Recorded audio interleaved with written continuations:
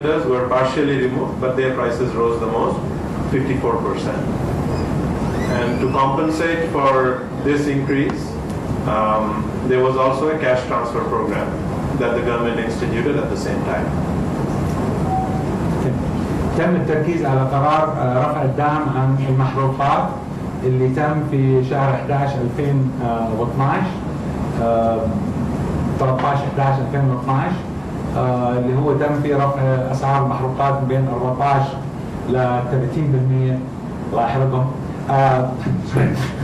بس للوقوف على اثره ومدى فاعليه القرار هذا.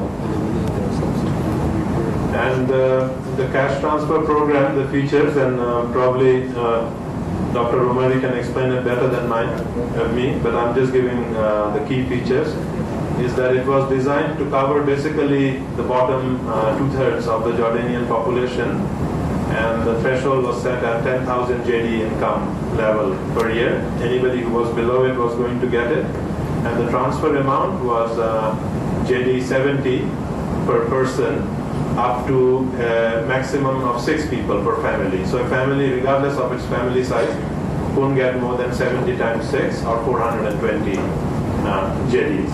And the scheme was expected to cost around 300 million JDs. عم بشرح طبيعة القرار، كيف انه كان للأسر اللي دخلها أقل من 10,000 والتعويض ليس لأكثر من 6 أشخاص، وكان حوالي 420 دينار بالسنة، وأيضا كلفته حوالي 300 مليون دينار على الحكومة، والمستفيد منه حوالي ثلثين الشعب الأردني. So another interesting feature is that this was designed in a way to cover, the bottom 70%. So what it was done is that and Dr. Umar, correct me if I'm wrong, the income levels, the households were ranked, and basically the 7th decile household, their expenditures on these subsidized items was determined, and it was around 420 JDs, so it was decided that that would be the compensation. So in a way, by design, there is some redistribution that's going to take place because of this cash transfer, right? Because you are overcompensating people under it. فصمم القرار لتغطية 70% الأقل حظا المتأثرين بقرار رفع الدعم، ومبلغ 420 دينار اعتقد بأنه يغطي زيادة عن الدعم الذي يستلمه هؤلاء، وكل الهدف هو انه يصير الدعم تارجتد ويوصل للمستحقين.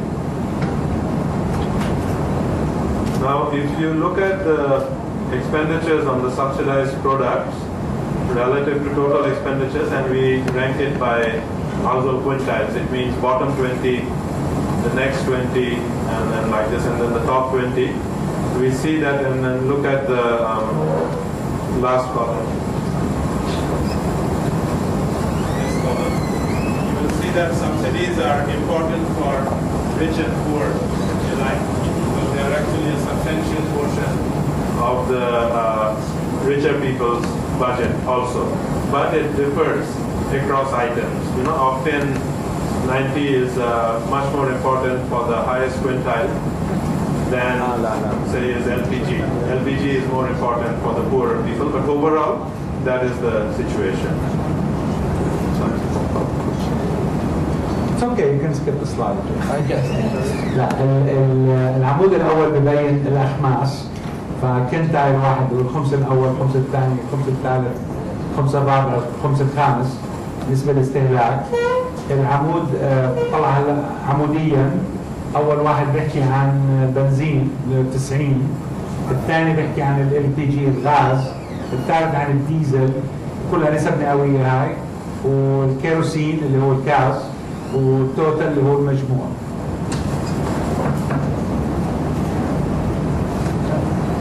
And if you look at actually I'll skip this also just for the sake of time.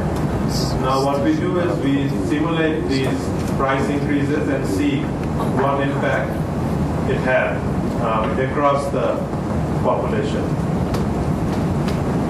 الآن يقوم بعمل زي سيناريوهات مختلفة لدراسة أثر مثل هذا القرار على البوبوليشن بشكل عام، يعني حسب كل حسب فئته.